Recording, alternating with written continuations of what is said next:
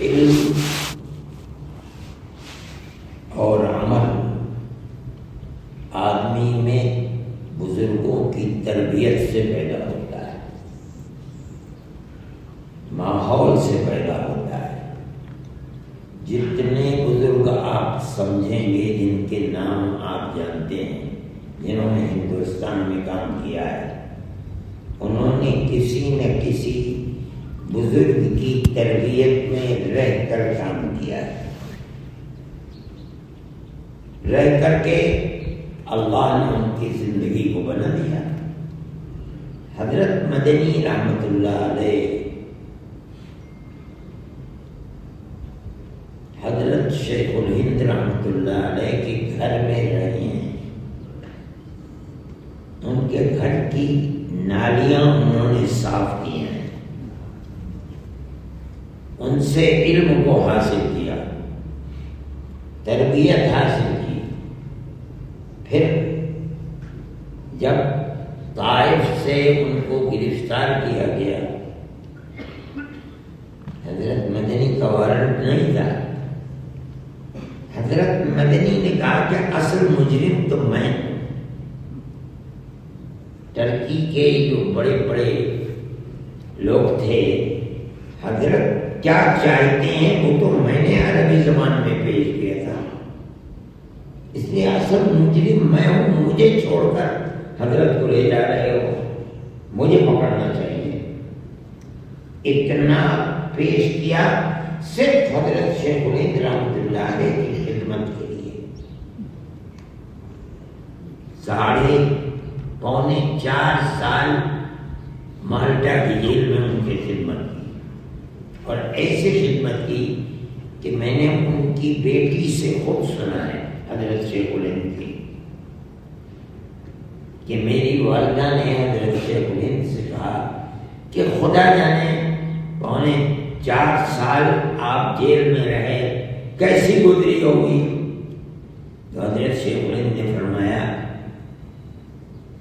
کہ میری کوئی اولاد نبینہ تو ہے نہیں، لڑکا تو ہے نہیں میرے، لیکن اگر ہوتا تو وہ بھی میری اتنی خدمت نہ کرتا جتنی خدمت ملک زین احمد نے کی۔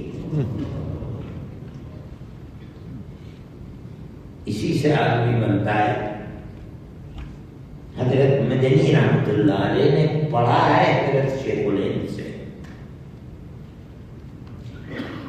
تصوف کو سیکھنے کے لیے حضرت شیخ الہند لے گئے اپنے مربی کے پاس، حضرت گنگوئی رحمت اللہ علیہ سے بیعت کرایا۔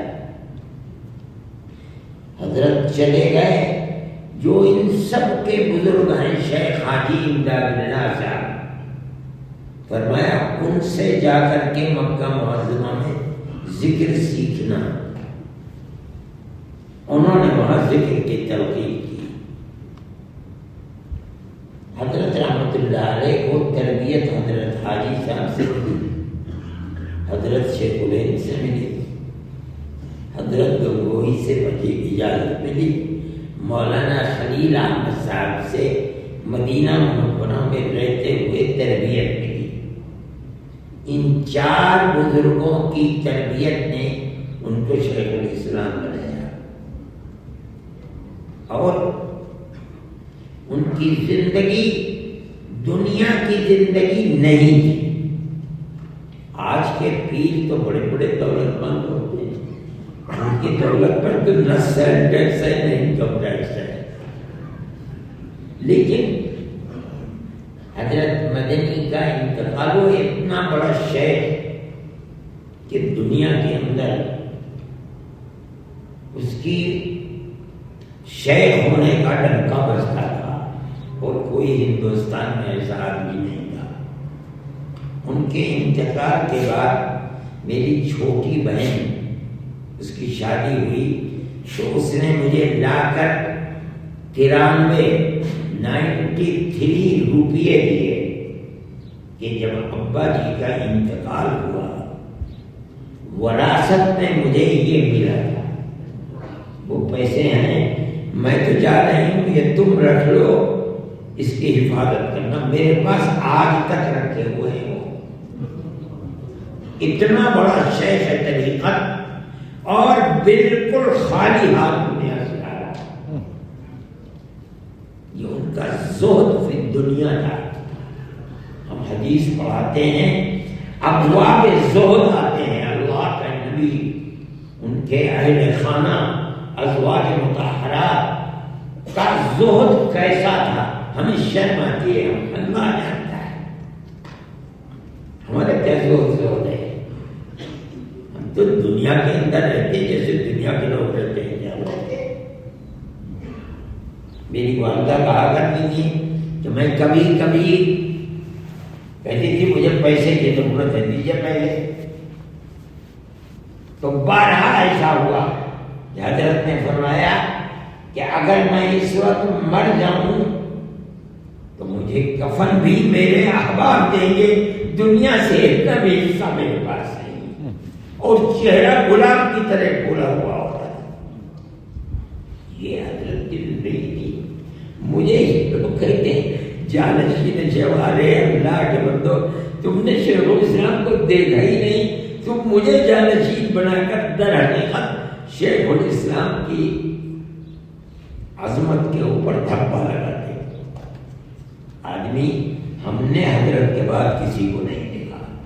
اللہ جانتا ہے، خدا گواہ ہے. ہم کہتے ہیں ہم نے کسی آدمی کو نہیں دیکھا جو اس طرح زاہد فی دنیا ہو، شیخ طریقت ہو، اور ایسا علم اس کے اور سخاوت. اللہ حضرت کا دسترخوان، مگر میں نے کبھی حضرت کے دسترخوان پر اپنی زندگی میں مرغ نہیں دیکھا. ایک سالن اور دال، خود بھی وہی کھاتے تھے، گھر کے لوگ بھی وہی، اور بڑے سے بڑا آدمی آ جائے، چھوٹے سے چھوٹا وہی بنتا تھا. اس کے لوگ مٹھا ہی نہیں. ہر مہینے مقروض رہتے تھے. یہ حضرت کی زندگی تھی. لیکن دین کے کام کے لیے یہ طے ہو گیا کہ تقسیم ملک ہو گیا. مسلمان بھاگ گیا ہندوستان سے. دلی خالی ہو گیا، پنجاب خالی ہو گیا، یو پی کے اندر سے مسلمان بے شمار چلا گیا. اب جو مسلمان ہے اس کے دین کی حفاظت کیسے ہو؟ حضرت رحمۃ اللہ علیہ نے اپنے سر کے اوپر دیا. سن 47 میں ملک آزاد ہوا. سن 57 میں 57 میں حضرت دنیا سے چلے گئے. لیکن جہاں گئے مدرسہ قائم کیا، جہاں پہنچے مدرسہ قائم کیا. ہزاروں مدرسے اس 10 سال کے اندر حضرت نے قائم کر دیا. یہ ان لوگوں کی زندگی تھی. میں اسی کو دیکھ کر آپ سے یہ بات کہتا ہوں کہ اگر وہ تو چلے گئے دنیا سے، اور اب ہم لوگ ہیں، ہمارے اندر کوئی طاقت بھی نہیں. ملک کے حالات ایسے ہیں. اب ہمارے اندر یہ طاقت بھی نہیں کہ ہم بار بار جنوبی افریقہ آئیں گے. لیکن میں یہ بات کہتا ہوں کہ اپنے اکابر کے سامنے کل قیامت کے دن اگر سرخروئی حاصل کرنا چاہتے ہو تو اس ملک کے اندر مدرسوں کے نظام کو اس طرح قائم کرو. جو مدرسے یہاں چل رہے ہیں وہ تو چل ہی رہے ہیں. آپ ہی کے بچے ہیں، آپ ہی کے مدرسے آپ پڑھا رہے ہیں. وہ مدرسے قائم کرو جن میں 50، 500، 1000 وہ بچے ہوں جن کے اسلام سے آپ کو، آپ کی آنے والی نسلوں کو قوت ملے گی. میری اس بات کو ہو سکتا ہے سمجھ میں نہ آئے، لیکن جن کی سمجھ میں آتی ہے ان علماء کو آگے بڑھنا چاہیے، اور جو کام کر رہے ہیں ان کے ہاتھ کو مضبوط کرنا چاہیے. ان کی تعداد کو بڑھائیے. میں ابھی نہیں کہتا ہوں، اگر اللہ تعالیٰ آپ کو قوت عطا فرما دے تو کل کو ضروری ہوگا کہ آپ لڑکیوں کے الگ مدرسے، لڑکوں کے لیے الگ مدرسے بنائیں. یہ ضروری ہوگا، ورنہ مستقبل آپ کا خطرے میں پڑ جائے گا. آپ کے پاس آنے جس کے سر پر باپ کا سایہ نہیں ہے، وہ یتیم بچہ تو آپ کا بہترین مال ہے. اس کو پلائیے، اس طرح رکھیے کہ جو اس ٹین کے ٹوٹے پھوٹے مکان سے 1000 گنا بہتر ہوگا، اور آپ اس کی تربیت کیجیے۔ یہ اسلام کی بڑی عظیم خدمت ہوگی، اللہ اس کا بدلہ آپ کو، آپ کے نسلوں کو زمین میں اور اس دنیا کے اندر بھی دے گا، اور کل قیامت کے دن بھی آپ کو اس کا بدلہ دے گا۔ آپ کو اس کی کوشش کرنی چاہیے۔ ہمارے بزرگوں کے طریقہ کار یہی تھا جو ہم نے ان کو دیکھا ہے۔ میں اور کیا کہوں گا، بہت لمبی بات ہے، حضرت کی زندگی کو کہاں تک سمیٹا جائے گا۔ اللہ اپنے فضل و کرم سے نوازے اور اللہ ان کے مرتبے کو بھی بلند فرمائے۔ میں ایک بات کہتا ہوں، حضرت رحمۃ اللہ علیہ کے تو گھر والے، ان کے والد جو تھے ان کو مالٹا پکڑ کر کے لے گئے، ان کے والد اور بڑے بھائی کو وہاں کی ٹرکی حکومت نے پکڑ کر ٹرکی بھیج دیا۔ میرے جو دادا ہیں ان کا انتقال مدینہ منورہ میں نہیں ہوا، حالانکہ وہ ایک حج کرنے کے بعد کبھی حج کے لیے نہیں گئے، مدینہ منورہ میں رہے، اس خطرے سے کہیں میری موت مدینہ منورہ سے باہر نہ آ جائے، لیکن پکڑ کے لے گئے۔ اور وہاں ایک شہر ہے ادرنا، میں گیا ہوں وہاں ان کی قبر کی تلاش میں، مگر مجھے ملی نہیں خبر، ان کی موت وہی ہوئی۔ اس کے بعد پھر بھائی وغیرہ وہاں گورنمنٹ نے ان کو زمین دی تھی کہ یہاں رہو، ان کو وظیفہ دیا جاتا تھا، اس زمین کے اندر کھیتی باڑی کرو۔ جب ان کا انتقال ہو گیا اور وہ جو حرب عالمی جنگ تھی پہلی وہ ختم ہوئی، یہ سب کچھ چھوڑ چھاڑ کر کے سب کے سب واپس آ گئے پھر مدینہ منورہ۔ یہاں حضرت جیل میں تھے مالٹا کی، ان کے والد کا انتقال ہوا، بڑے بھائی کا انتقال ہوا، ان کی بیوی کا انتقال ہوا، ان کی بہن کا انتقال۔ یہ سوچا تھا کہ مالٹا سے آنے کے بعد میں حضرت شیخ الہند رحمۃ اللہ علیہ سے اجازت لے کر کے اور میں مدینہ منورہ چلا جاؤں گا، مگر حضرت نے اجازت نہیں دی۔ کچھ ہی دنوں کے بعد حضرت شیخ الہند رحمۃ اللہ علیہ کا انتقال ہو گیا۔ انتقال ہوا تو کہا کہ میں نے یہ سوچ لیا کہ جو پروگرام تھا انگریز کی مخالفت کا، اب میں حضرت کے اس پروگرام کو یہیں رہ کر پورا کروں۔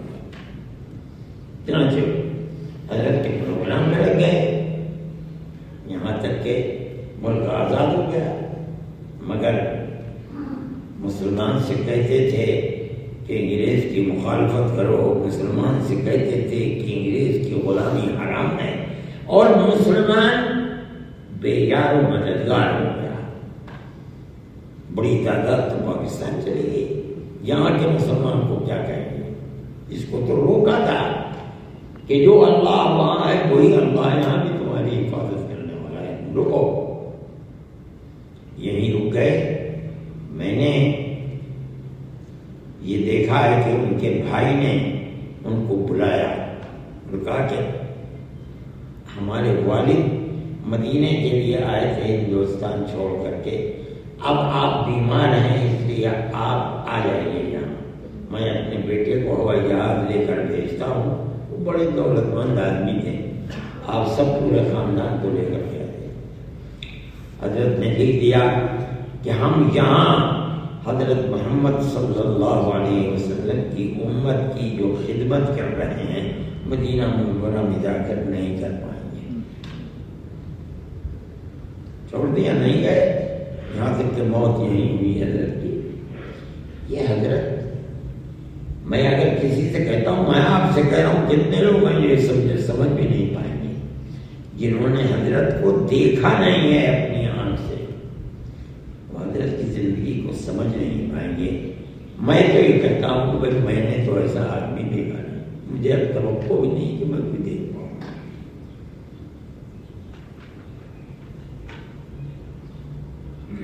اللہ تعالیٰ ہم سب کے دلوں میں جو ہمیں بزرگوں کی محبت ہے، اللہ کے نبی نے فرمایا ہے کہ المرء مع من احب،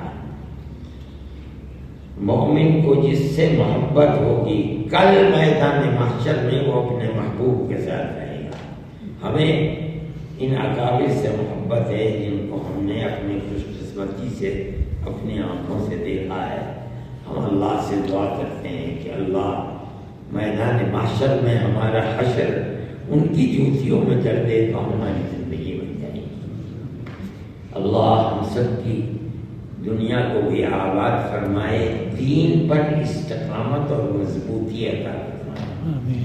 جن کاموں سے اللہ راضی ہوتا ہے ان کاموں کے کرنے کی توفیق عطا فرمائے، اور اللہ ہماری آخرت کو بھی آباد فرمائے، اور ہمیں اپنے بزرگوں کے ساتھ جنت میں جو ہمارے محبوب ہیں ہمیں ان سے محبت ہے، اللہ جنت میں ان کی قربت میسر فرمائے۔ وآخر دعوانا ان الحمد للہ رب العالمین۔ میں نے تو دعا کرا دی، نہیں ماننا دعا کر رہی ہے، آپ صدر ہیں دعا۔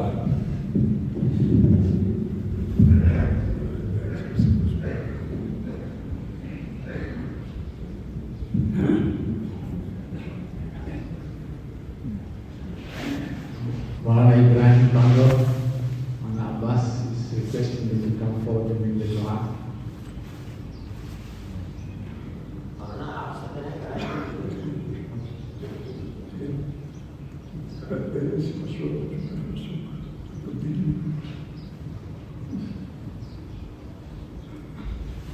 Take it easy.